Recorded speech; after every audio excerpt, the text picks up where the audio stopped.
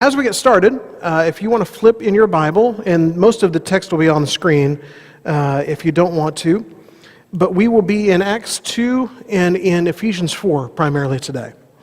And also, if you're visiting or if you've not been here for the last couple Sundays, we are in the midst of a study of the book I Will by Tom Rainer.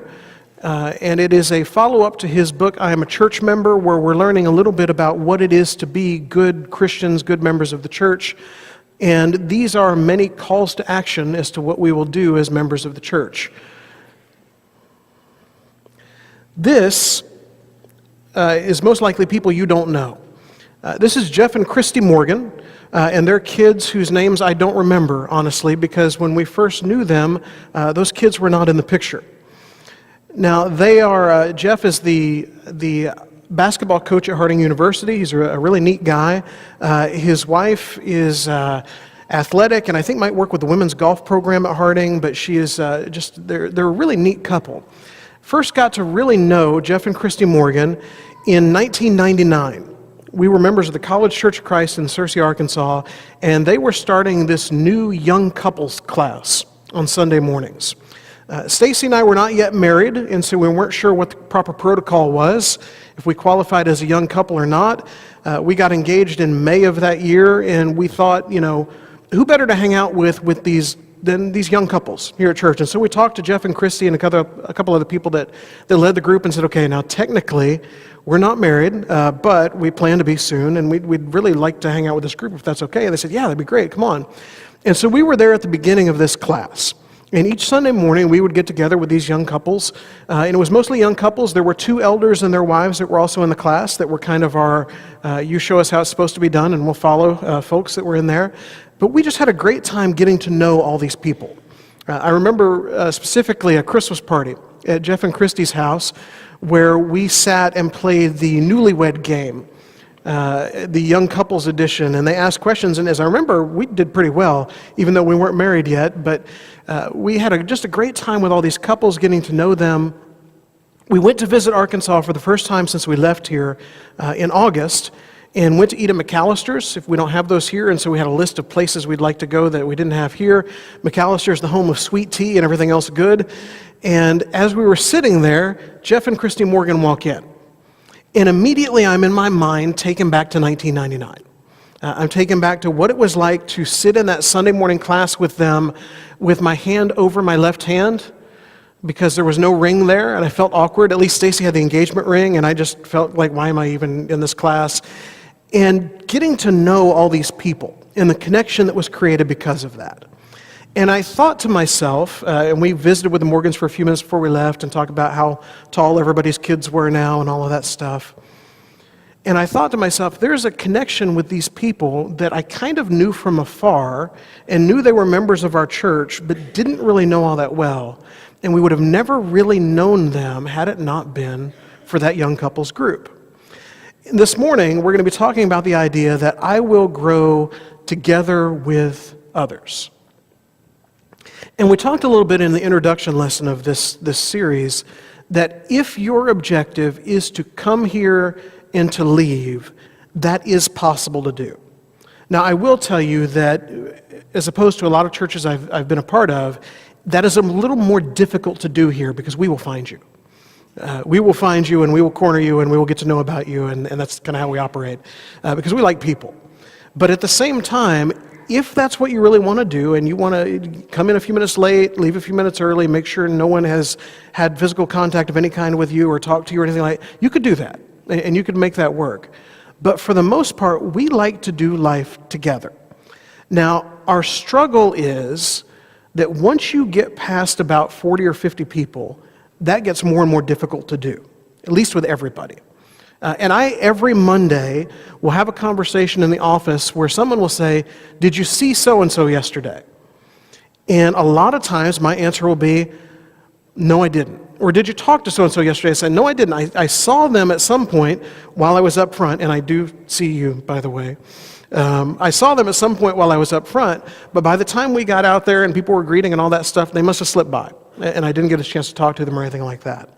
And we acknowledge that in this setting, we see a lot of the backs of heads, You see a lot of me, I see a fair amount of you, but for the most part, we don't have a lot of meaningful interaction during this hour and a half.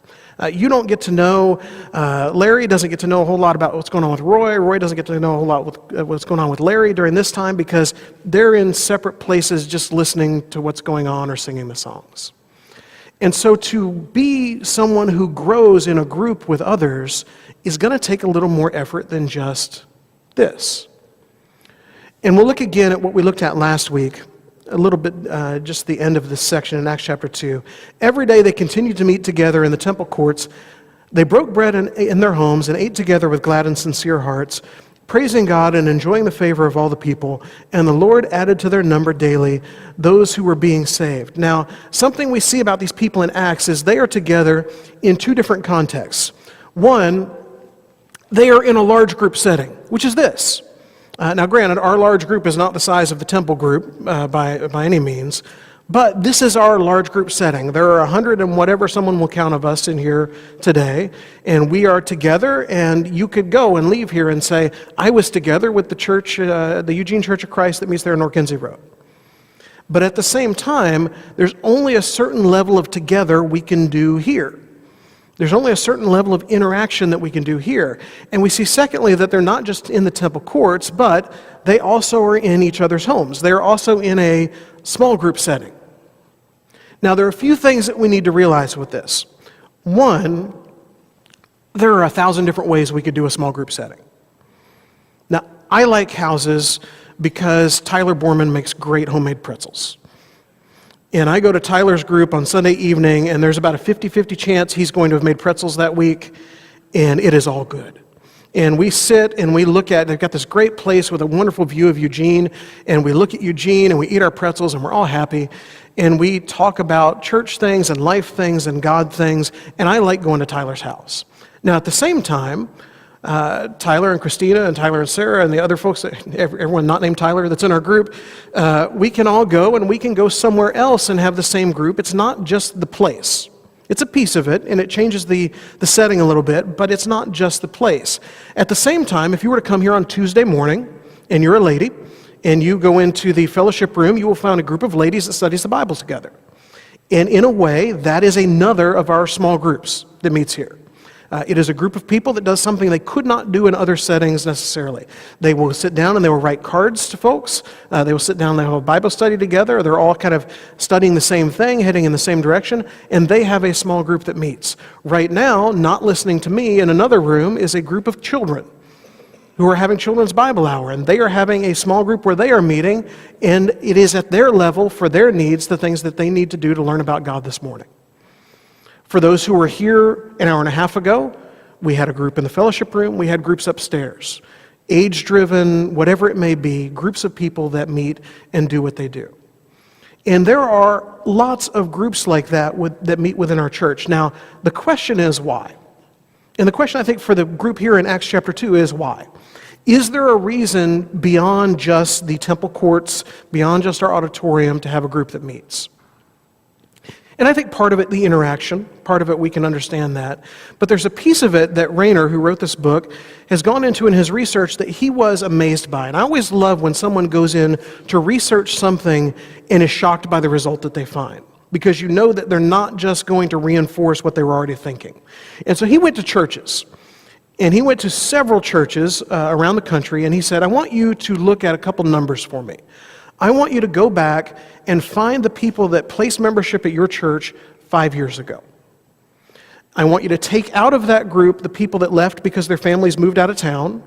Take out of that group the people that passed away during those 5 years. And you're left with the people that 5 years ago placed membership at your church that physically could still be there.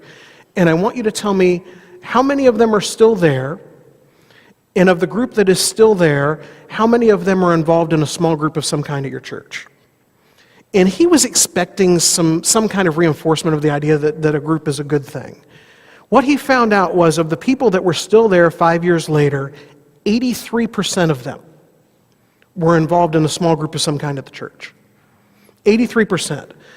5 times more likely to still be a member, to still be a part, if you were a part of a group. Now, Our tendency sometimes in the Church of Christ is to make this into an attendance thing. And we equate attendance with spiritual health and all those kinds of things. I'm not trying to go down that road, but what I am trying to say is you feel more connected to people if you are a part of something other than just this.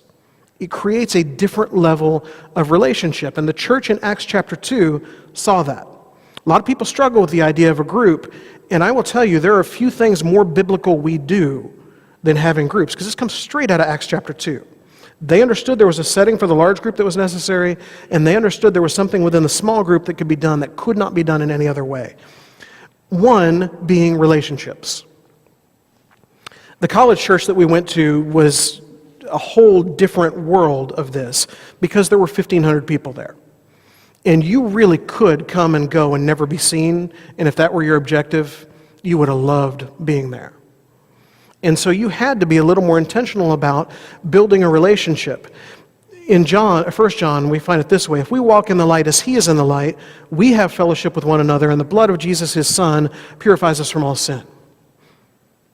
If we walk in the light as he is in the light, we have fellowship with one another. Christianity was not intended to be done in silos. It was not intended to be done Lone Ranger style. It was intended to be done as part of a group of people moving the same way toward God. It was intended to be done as family. And when first century churches did this as family and they were in homes, it was a little easier to do than what we do now. We have to make a little more effort to get there. So one, we find relationships within group. Two, we find a level of ministry within group that's hard to have otherwise. If we schedule some big ministry event, it's pretty hit and miss as to who's going to be there and who's going to come. Within groups, when there are 10 or 15 of us, when 2 or 3 are not apart, it starts to show a little bit. You start to understand a little more of what's going on. Earlier in the Acts chapter 2, it puts it this way: all the believers were together, had everything in common. They sold property and possessions to give to anyone who had need. They shared what they had within the group. They saw the needs within the group that were had, and they did something about that. And we try as a church to do that, and yet at the same time, as we grow, it's more and more difficult to know everything that's going on. But if you are truly connected with 10 or 15 or 20 people, you know a little more about what's going on in their lives. You know that the reason they aren't here is because they're out of town, not just because they're not here. You know that there's a struggle going on at work. You know that there are health issues happening. You know that there's a struggle within the family because you are more closely connected. And if we are not closely connected to each other like that, we miss a lot of those things. Third, there is an opportunity for teaching within a group that is just different than what is here. Now, some of you can hang on every minute of everything I say while I'm up here and are clearly better for it, I'm sure. Some of you will lose me at different points throughout this. You might have lost me 10 minutes ago. You might have just lost me just now. Not all of us learn in the same way. Not all of us learn just by sitting and listening. Some of us need to be more active in what it is that we're doing. Not all of us have the opportunity to teach because a lot of us are threatened by this and by this. And within a group, a whole different kind of thing. And we can have someone to lead a discussion that may have never considered leading a discussion before. Not everyone wants to bring someone to hear things in this setting. But within a group, you've got Tyler's Pretzels, you've got a couch. It's pretty non-threatening. As iron sharpens iron, so one man sharpens another. Now, I have been amazed in group settings, whether it be our adult Bible class back here, a Wednesday night class that we have, the teen class that we have over here that I'll teach from time to time, how many times I will go into one of those classes and hear something in a way that I have not thought of it before. Each of us brings something to the group. And if you sit there and you think to yourself, I don't know my Bible as well as that person or that person or that person or that person, that may or may not be true. Hard to say. But even if it is true, you bring life experiences to the table that I do not bring. You bring family experiences to the table that I do not bring. You bring insight into things and seeing things in a way that I don't see them. And each of us is iron sharpening iron. It's not one person doing all the sharpening. It's we are each honing our biblical knowledge. We're each honing our ability to turn this into something that we use in life. And within a group, you find something there that you do not find in other places. And last, evangelism. Hopefully at our core, our mission as a church is to take the gospel to others. And that happens in all kinds of different ways. And there was a time when the way that happened mostly was people would come here, and then they would hear something, and hopefully it clicks with them, and then they might come back and hear something again, or we would have a gospel meeting, and people would come, and they would come for 3 or 4 days in a row every night, and they would hear the succession of ideas that would lead them toward some kind of decision to make. And unfortunately, the way society works, it just doesn't happen that way anymore. And there aren't as many places where those kinds of things are the ways that people are brought to Christ. And most people you will find, if you were to ask them what brought you to Christ, they will tell you about a person or a situation. And very few is, well, so-and-so invited me to church and that day everything clicked. And now, not to say, keep on inviting. I've got no problem with that, and we bring all the... But in our society today, so many times it's through relationships. And those relationships are generally not built looking at the back of other heads. Those relationships are built having conversations. Those relationships are built through interaction. Those relationships are built through doing, through serving, through so many different ways that I think, again, we are pointed towards in Acts 2 when they have both the large group setting. In Ephesians chapter 4, see, now it's lashing out at me. In Ephesians chapter 4, beginning in verse 15, we read, "Instead, speaking the truth in love, we will grow to become in every respect the mature body of Him who is the head, that is Christ." I'm not doing that. I don't know where that's coming from. Okay. Speaking the truth in love. We are, in whatever context we are in, sharing the gospel. We're sharing the Word of God. We are sharing His message. We are sharing how it has affected our lives. And because of that, the world can be changed evangelistically. Now, backing up a couple verses, we are growing. And if we've tried to reinforce these action words from time to time. I don't know that everybody knows them. I hope we get to a point where everybody does. If you look at the top of your bulletin, you'll see Eugene Church of Christ, and right under there you will see growing, working, sharing together, because that is, as a church, the things that we are doing. Part of growing is this. Christ himself gave the apostles, the prophets, the evangelists, the pastors, and teachers to equip His people for works of service so that the body of Christ may be built up until we reach unity in the faith and in the knowledge of the Son of God and become mature. We grow. We become mature, attaining to the whole measure of the fullness of Christ. So part of this growing, this maturing, this attaining is what we do together as a group. Now, this morning, it's tough in this setting to fully grasp the idea of what it is to be a part of something that's a little more intimate. It's hard to grasp what it is to be a part of something that's a little more interactive, that is a little more informal. And that's so much a part of who we are to be and what we are to do in our growing with Christ. We are to be people who are doing life together. Now, sometimes that is something that is set up by the church as a program to get it going. Sometimes that happens by nature. And I find that there are groups of people that get together and do things and talk about life, and they are doing exactly what Acts chapter 2 says to do without having to start any sort of program to get it going. But for those of us who are not doing that, and part of why I feel like I can talk about this is I have been where you are. There was a year I went to the college church when I was in college because it was 1,500 people and because I could go and leave and there was no expectation at all of me. And if I wasn't there one week, nobody was going to miss me because they didn't know I was there in the first place. And that was not the fault of College Church, by the way.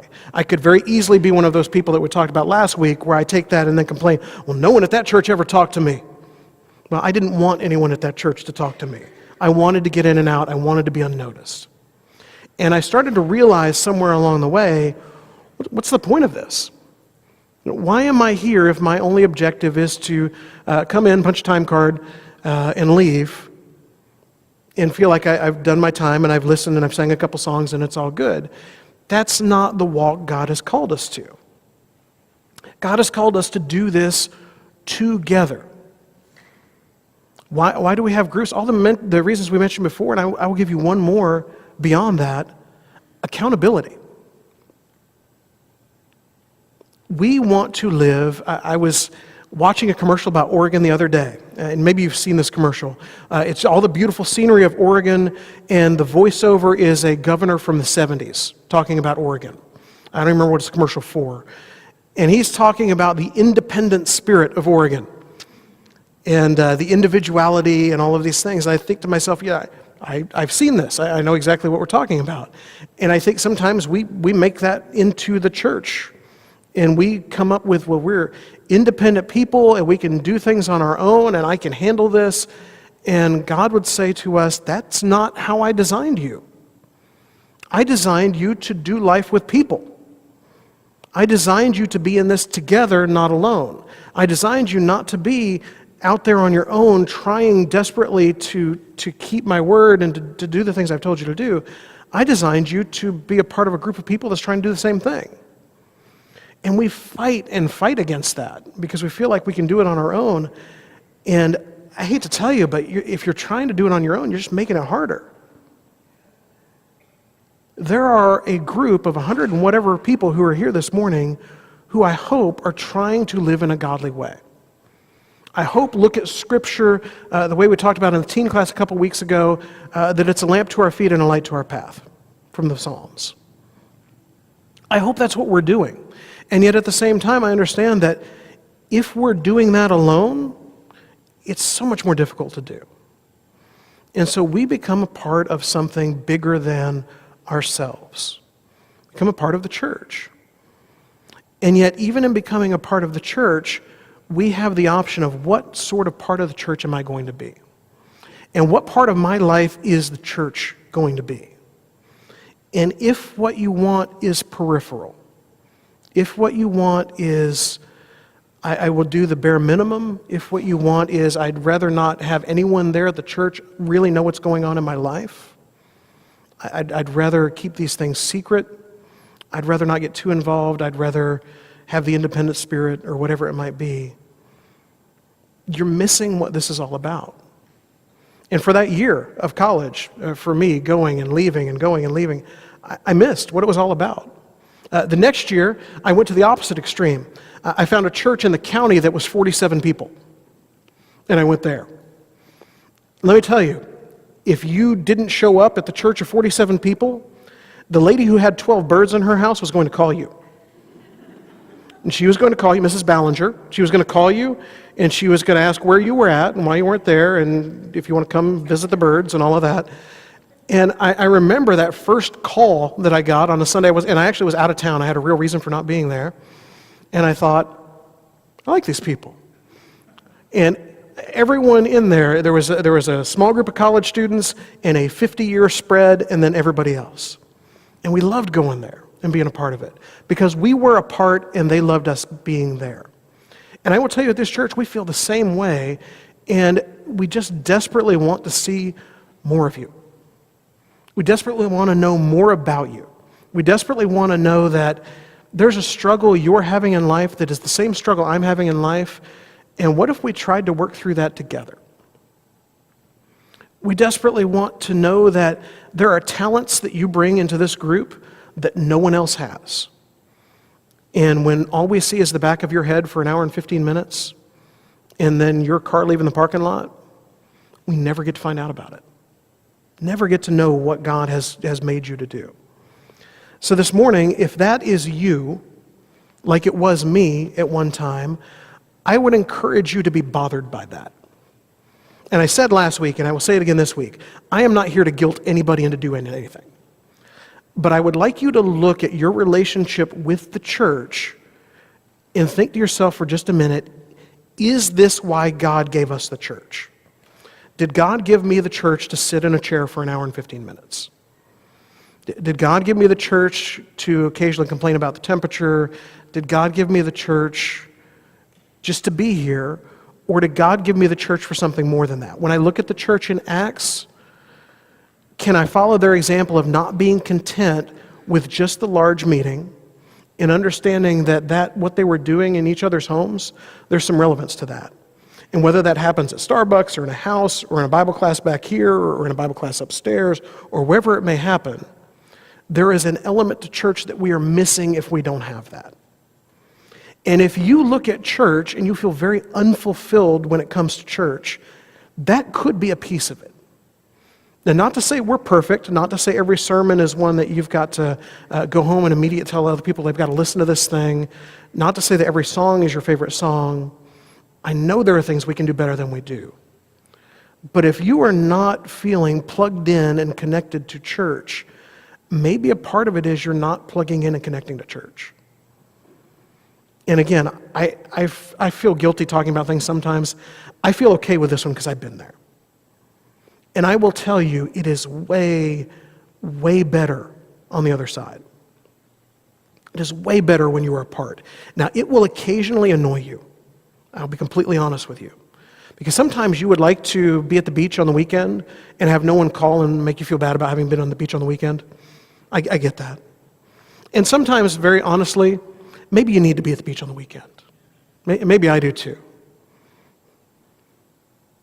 But sometimes when things are challenging in life, to have that person who really knows you, who is sitting 3 rows behind you and normally wouldn't know you, but they really know you because you're a part of something here, and calls you and says, how's work going? Yeah, I've been looking at your Facebook, and what you're saying about work, I'm concerned about you. Are you okay? How's your family doing? Can we get coffee together, talk about this stuff? Or to call you and say, I'm really struggling with something and I need somebody to talk to. Oh, when you get that call and you can help somebody else, do you know how great that feels? And most people will go through their entire lives of church and never experience either one of those things.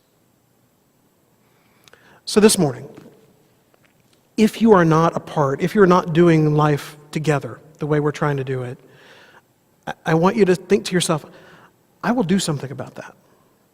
And I don't know what that is for each of us. Now, I will admit to you, as the minister, as one of the guys who helped us get this life group thing off the ground, I wish everyone who is sitting here right now was at a house somewhere tonight or at the building here tonight. I also am a realist and a cynic, and I know that everyone here is not going to do that. Now, if you want to prove me wrong, go right ahead. I'm good with that. But at the same time, I know there are enough opportunities here that everybody could be doing something. And if that's not groups tonight, that is the ladies' Bible class on Tuesday, that's being back here on Wednesday, that is starting a group of something within your own home that we have not even told you to do, and it's not a church program. And you've got neighbors, and you think to yourself, I'd like to get through with the gospel to those neighbors, but I'm probably not going to do it on day one, so I'm going to invite them over to dinner. That's where we're going to start. And gradually we're going to work in a direction where I tell them about God. I don't know what it is for you, but if your Christianity consists of this time on Sunday looking at the backs of other people's heads, that's not what it's supposed to be. And I'm glad you're here, and I want you here every time the door is open, but it's more than that. And not for us, and not so we can talk about how great we're doing, but for you and your relationship with God. God wants you to be a part of something bigger than that. In whatever form that needs to take for you, I hope you're bothered with that thought for a little while. And I hope that you will think of some real action you can take to make that happen. This morning, if you're visiting and you thought, wow, that was intense, sorry. But we're really trying to do better. We're really trying to make this a real part of life. I was really convicted in the teen class this morning where we were teaching. We discovered something we should have known long ago, which is the Bible is a book of action. It is a book not just to be read with the stories. It is a book not just history. It is a book that you read, and because of what you read and hear, there should be some action that takes place in your life. And this morning, if there's not action taking place in your life, it's time for action. This morning, if you think, I was really a part at one point, and I've just kind of come to the point where just showing up and not being noticed is what I like to do, change that. This morning, if you think of people who should be sitting here today and are not, let's make an effort to find those people. Let's make an effort to tell them that we want to do this better than we've ever done it before. And this morning, if it's just something within you, I would ask that you think it within you, that you pray about this, that you understand that we cannot leave here being the same as when we came in. If there's anything we can pray about in your life, that's why we're here. That's why we do life together. If there are challenges you face, something the church could know about that could help in some way, any needs that you have, please come while we